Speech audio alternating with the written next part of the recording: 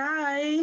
Hi, Pumla. Hi, Andy. How are you? Welcome to the podcast, Living Abroad. Yes, we've been trying to get this interview for ages. We have. Yeah, and finally it happened. And yesterday, remember the drama with my daughter? Like I had to take her to hospital, and I mean, I'm so confused. I'm still confused at how can a teenage girl just get bad back pains. I don't know if you've ever heard of something like that. No, it tends to be like an old person thing, bad back, Exactly. and sore knees and these kind of old people complaints. And it started I'll say on Friday. We were driving in the car. We just had a normal day, and we're driving in the car, and she just starts crying, saying my back is hurting me. I feel like my spinal cord is broken. I'm like, what is going on? And I think between Friday and yesterday, we must have called NHS 24 for about 5 times. Yeah, and each time they are telling us, just take painkillers, take paracetamols. Yeah. And I'm like, this is serious, guys. And until I was like, you know what, I'm not going to take any more chances. We're going. And they're like, no, don't go in. You can call a GP on Monday. I'm like, bye, I'm going in, But and also, well, she's 16, but really she's just a child. So you don't want to be giving her loads of painkillers. You want to actually know, but what is causing the pain? Something to prevent it. That's what you need. I think first of all, we're gonna try is maybe we're gonna advertise. I'm wearing I don't know if you've seen the Beast of War episode with my friend, the first comic creator in Scotland. So I'm wearing his T-shirt here. Ooh. Yes, great T-shirt. Beast of War, everyone. You want to go and get your copy now? Yes. Oh, and I'm going to do mine as well, which is economic freedom. Oh, wow. That is crazy. Can you explain to me? I mean, I have a reason why I'm wearing a Beast of War T-shirt because, I'm trying to promote my friend. And by the way, I'm going to leave a link below if you want to buy the T-shirt, if you want your own. Yeah. Okay. But what is a white Scottish man doing wearing an EFF T-shirt? I honestly know. I think that is a fair question. So when I was young, growing up, I don't think I was an actual member of the anti-apartheid organization, but with an older brother of mine, he took me on demonstrations against apartheid while apartheid was still happening. And then, actually, Namibia got rid of apartheid in 1990. South Africa got rid of apartheid in 1994. So even though Namibia is the little brother, they were kind of ahead of you guys. And and so I went to, I think I went there with the wrong idea in mind, right? I went there thinking, I had saw all the terrible things in Soweto and everything that the Boer Afrikaners did, and I thought that was all history.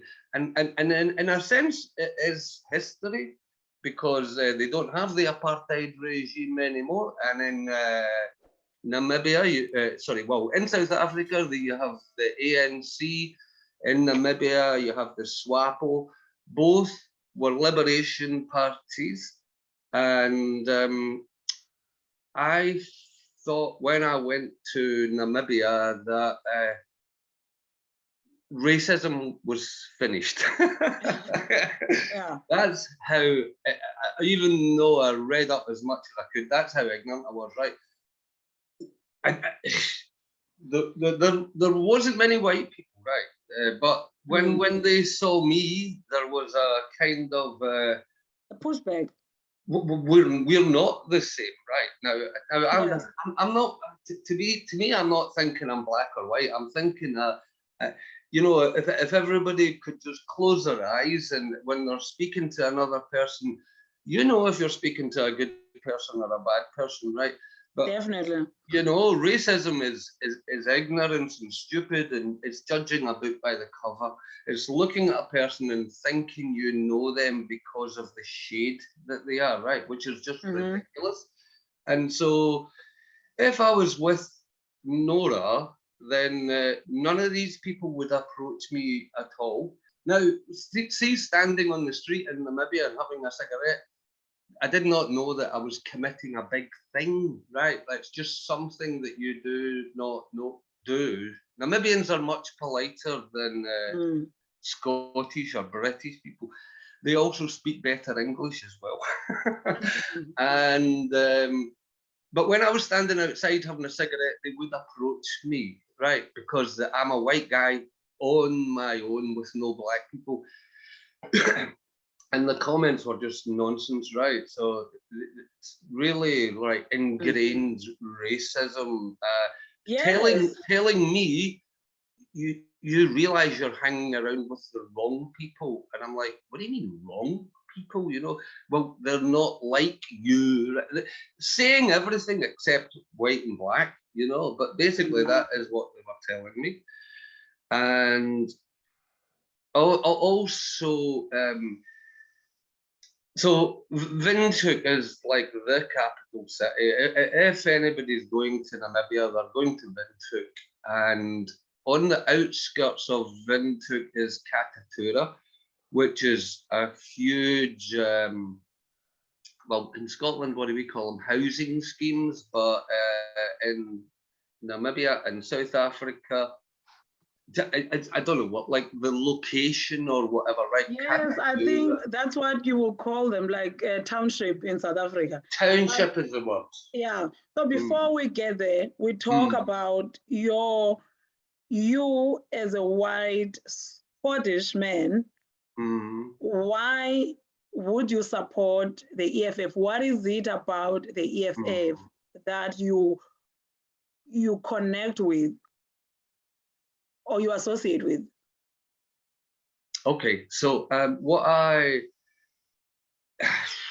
I don't know your politics, Pumla, so let's not have a fight with each other, right? But the ANC, they did take over with Mandela at the head, and I don't have anything wrong or bad to say about that. I suppose if we were asking the commander-in-chief, Julius Malema, right? So what he would say is that ANC brought in political freedom, right? So you've got the political freedom to vote for a political party, right? But if that political party is not in control of its own economy, there is an argument that these people are Western puppets. So if you govern a country which is owned by people who live in another continent and they make the real decisions, then all you are is a facade.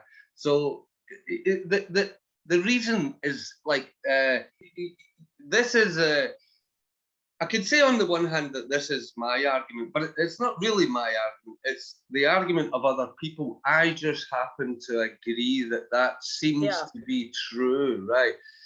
And so it's debatable, you know. If you know, if I was sitting here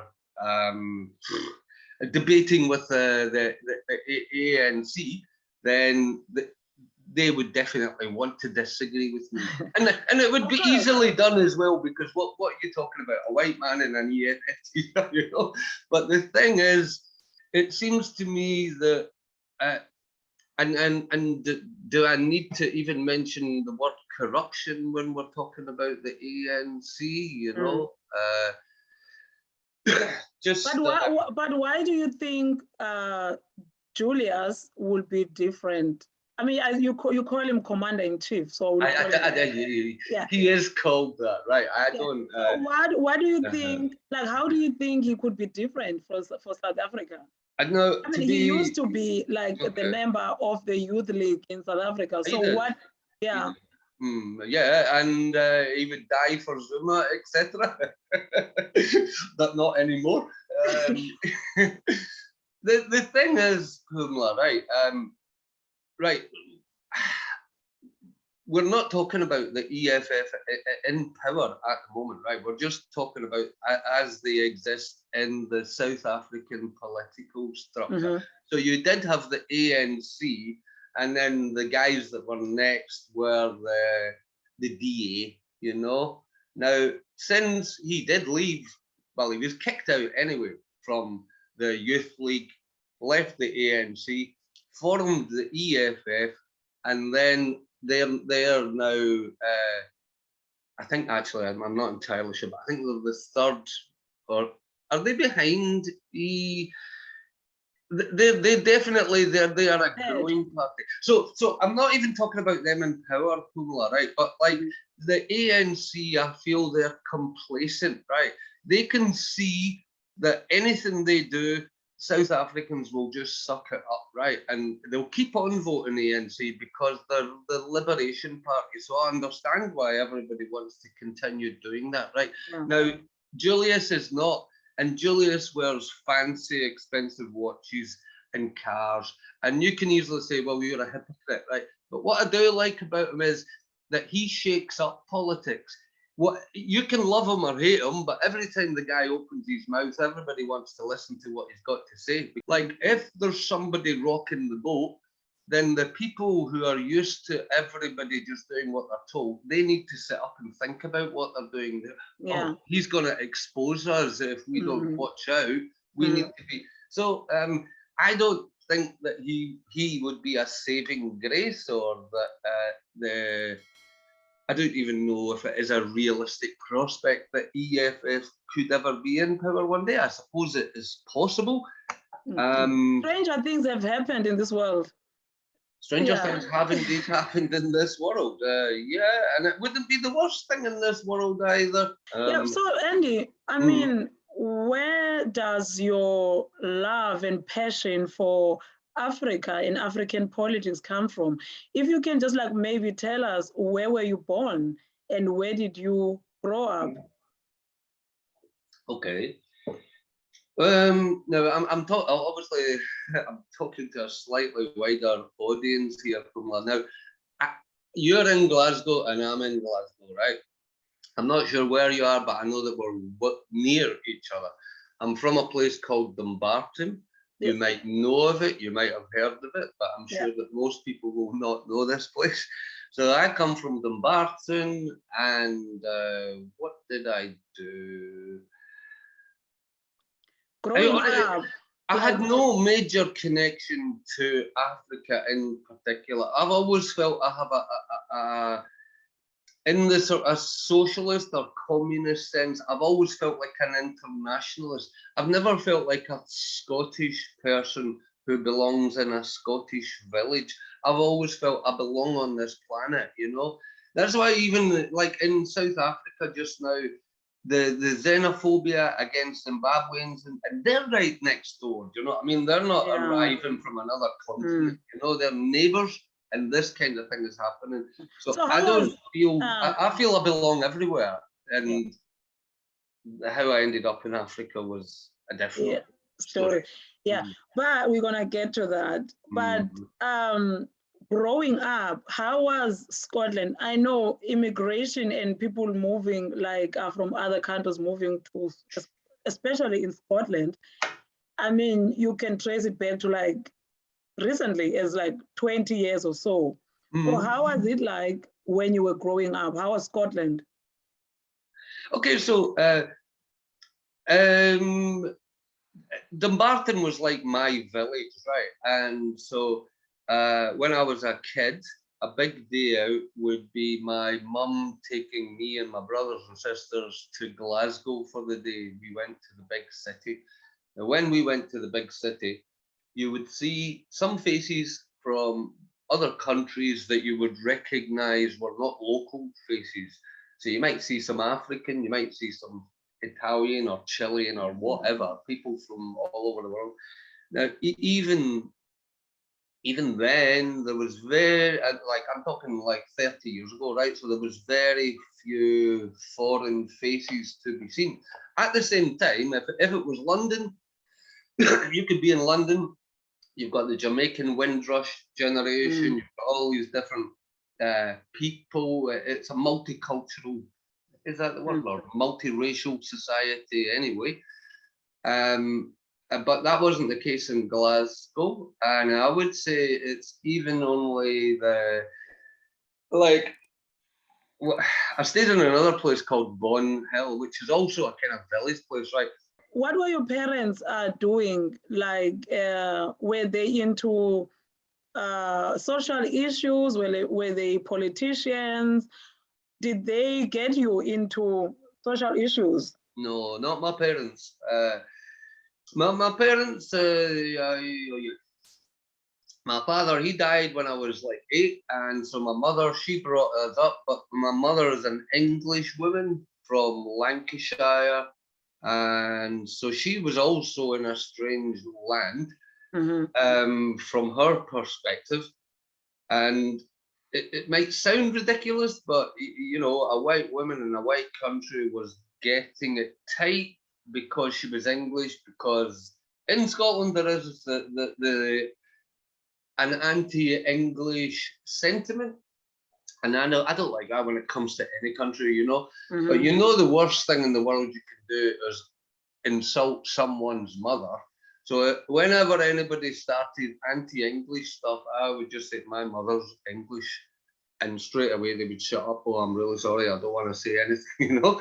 Yeah. So I didn't get any politics from my mother or my father, but I was from a large family. So when I was like in primary school age, I had a brother, my brother Wally, who was the photographer for a newspaper called the Socialist Workers' Party newspaper in Scotland. So he was a socialist, borderline communist, and he introduced me to politics. So he's probably a lot to blame for my frame of mind. And no, it was a good thing. I mean, like, I was in a bedroom with 4 brothers, right? And he's got a SWAPO poster on the wall, and I'm like, what the hell is this SWAPO, you know? Oh, SWAPO is like Namibia's ANC. And what's ANC, you know? And at the young age, your brother will have posters of those. Well, the thing is, he was like 17, 18 years old. And then he sort of, round about 17, 18, he left the house. He went to Glasgow, went to university, but he organised not bus trips. Like in the 80s, there was festivals and carnivals. There was the Rock Against Racism and Anti-Nazi League. Now, these things existed back then. So he ran buses from the Socialist Workers' Party in Glasgow. I think they had 3 or 4 buses. The buses would get full of people. The buses were free. They would take you to London to march on one of these demonstrations. And then, you know, so you would go for a huge march through London from Trafalgar Square to Hyde Park. And then in Hyde Park, there was bands playing like Aswad, Steel Pulse, The Clash. Well, do you remember any any Nelson Mandela protest, Free Mandela protest in Glasgow when you were growing up? Well, yeah, so went on them as well, but they were called anti-apartheid protests, but obviously Mandela was the key name in the, even if, just the way the British politics was working at the time, and it was under Margaret Thatcher. Now, Margaret Thatcher said that Nelson Mandela is a terrorist and must never be let out of jail, right? so this was the kind of politics that was happening then. And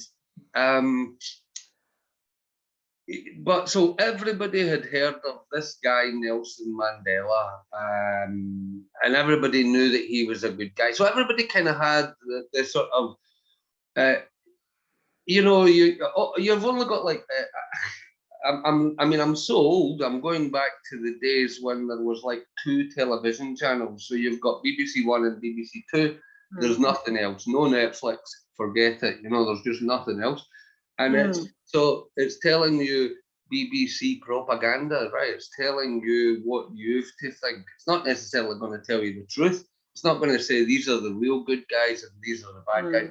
But apartheid was on its knees, and basically the majority of people would look around the world and think, I don't really know much about this South Africa situation, but it seems that the whites are really oppressive to the blacks, and I don't think that that should be happening. And they've got an organisation called the African National Congress, and its leader is a guy called Nelson Mandela. So everybody would know that kind of stuff.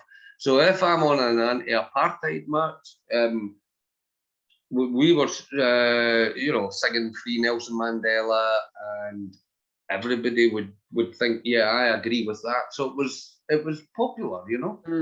But at that time, I'm not even a teenager by that time, you know. Oh, well, actually, I was, because I do remember shopping specifically, of, you know, like buying fruit and veg, and specifically avoiding South African because we're boycotting apartheid.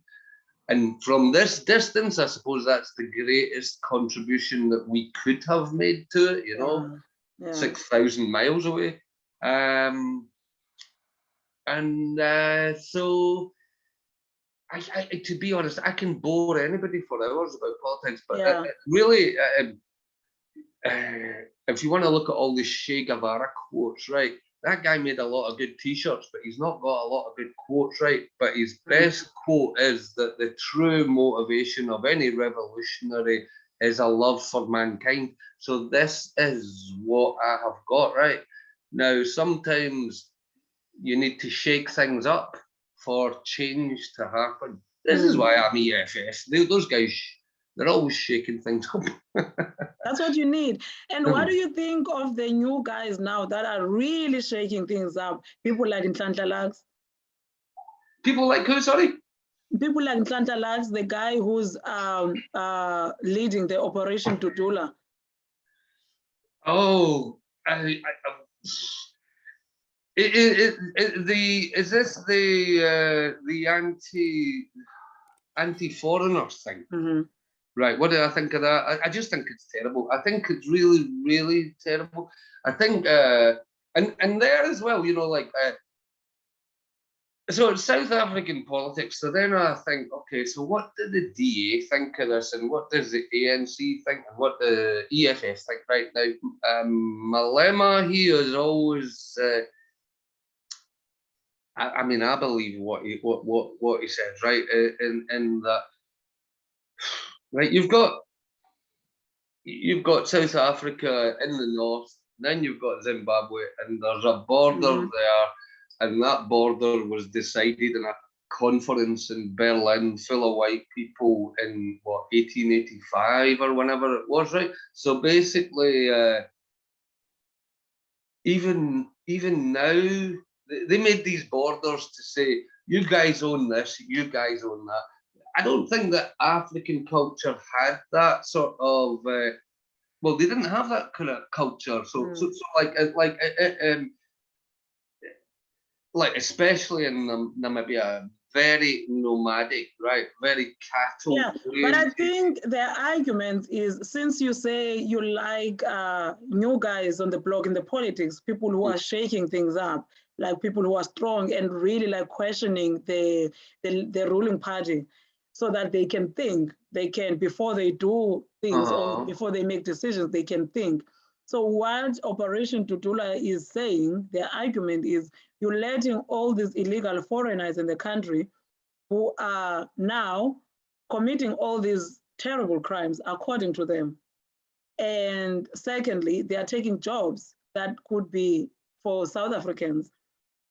And yeah, Okay. so now you get the ANC trying to tighten the border, you know, and they are going around looking for illegal immigrants, like checking people's passports, which is Yeah, I've saw some of these videos and it's terrible. yeah. Raiding shacks, you know, and pulling people out in the middle of the night. I don't see them in the suburbs where white people live raiding, which is terrible, you know. You're growing up in Glasgow as a teen, you exposed to politics because of your brother, and now you are aware of what's going on in the world. And so where do you go? Do you remember this thing, Facebook? Yes. Facebook. So Facebook. Oh, and Facebook. So now you're working here like for 19 years, and then boom comes this thing called Facebook. Well, in Namibia, it's called Facebook. Facebook. Yeah. So at like how old now you joined Facebook? Oh, right. So when it kind of round about when it first came out, it had probably been out for a few years, but it was still like a novel thing for people rather than a boring obligation.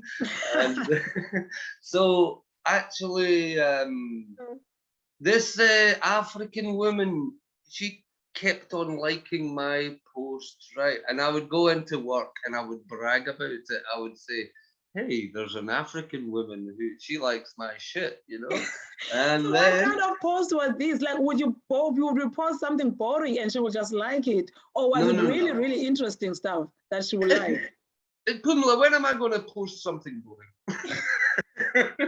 Never in my life have I posted something boring on Facebook. So what are you posting that she liked so much? Well, politically relevant things, or you know, I don't know why I love the African continent so much, but I just do. And so I would post pictures of beautiful African things and beautiful African people, and she would like this. And then she would comment on it. Stay like still. Oh, I'm sorry. You cannot do this.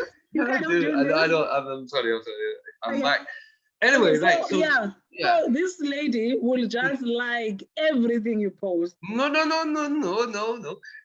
She was discerning. So she would, well, I realized that what she was liking was political, right? So at the time, because I've got an arts background, right? So I do like photography. I do like paintings and beautiful things in general. So I would post nice, you know, like artistic things, right? She wasn't particularly interested in that. Then but you whenever it on was your politics, you make sure that you post about politics more. Whenever it was politics, you would have click like, and then after a while comment on them, and then after a while sending messages to each other in Messenger. Then one day she said, why don't we talk on Skype? And Skype before Zoom. Skype before Zoom. Now my reply was, what is Skype? Because I'd never heard of Skype, right? And then she thought it was really funny because she was a black woman in Africa, knows all about this technology, talking to a white man in Europe, and he hasn't got a clue, kind of thing. So Nora found that funny. And then we ended up talking on Skype. So now you are chatting to her on Skype. The conversations move from Facebook to Skype. It's getting interesting. So what happens after that? So when does the decision to move to Namibia comes about? Well, basically, Nora invited me to come on holiday, right? If someone in the UK wants to go a faraway holiday, they go to Spain, right? Like, you can do that for like £300-400. So the whole idea of going all the way to Africa is, well, not even, I mean, there's like 54 countries, and you're talking about going right to the bottom of Africa, Namibia. So it was just like out of my, you know, finances. I didn't have the money to do that basically. So what I did was I went to the bank. I won't name the bank, but I went to the bank and I told them that I needed a loan to buy a car. They gave me the loan to buy a car, and then I used that money to go to visit Nora in Namibia.